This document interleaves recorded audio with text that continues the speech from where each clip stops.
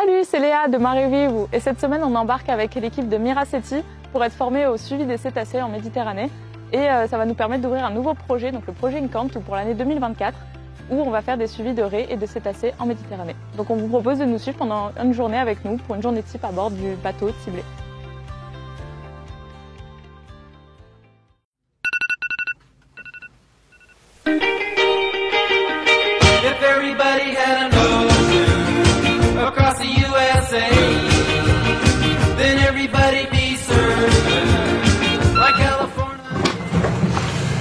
Voilà, une personne au point avant, bâbord tribord.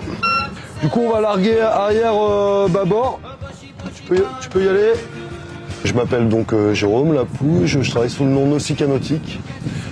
Je suis résident en Bretagne et j'interviens pour Miraceti depuis 2021.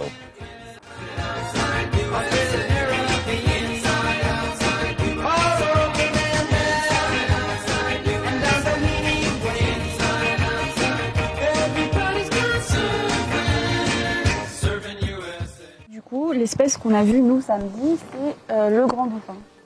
C'est celui qu'on voit ici. Donc, le grand dauphin, c'est une espèce d'intérêt communautaire. Sa présence peut engendrer la mise en place d'aires marines protégées, c'est pour ça qu'on s'y intéresse. Donc en fait, c'est un animal qui est très côtier, comme on peut le voir là sur la carte. Son aire de répartition elle est quand même très côtière. Et au niveau des menaces, forcément, il est menacé du coup par les captures accidentelles, le dérangement, seulement par les plaisanciers qui veulent aller au contact de l'animal, puisqu'en fait, comme il est côtier, c'est aussi un des avantages pour lui, puisqu'il est facilement visible. Chaque individu a son propre aileron, qui, comme on peut le voir là, peut être marqué à la fois de cicatrices, mais aussi d'encoches sur l'aileron. En fait, une photo permet de reconnaître un individu.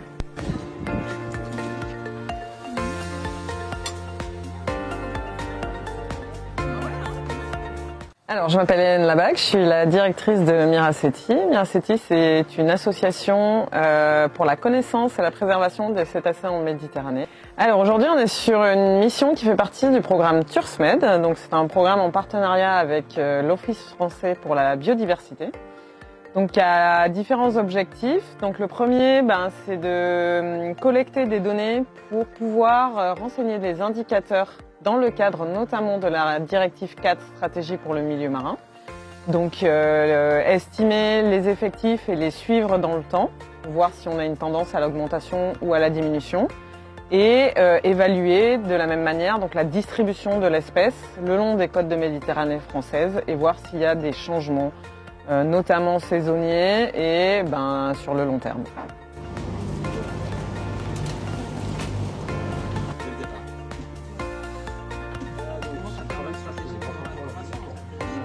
Alors, je m'appelle Greg Lecoeur et je suis photographe naturaliste et président de l'association We Are Méditerranée. On va valoriser aussi bien la biodiversité, mais on va aussi valoriser toutes les initiatives, les acteurs locaux qui œuvrent à protéger la Méditerranée. Donc on est à bord de Tiblé pour justement valoriser les actions de Miraceti, notamment la mission TURSMED 2. Là, on travaille sur le projet qui s'appelle Expédition Pélagos.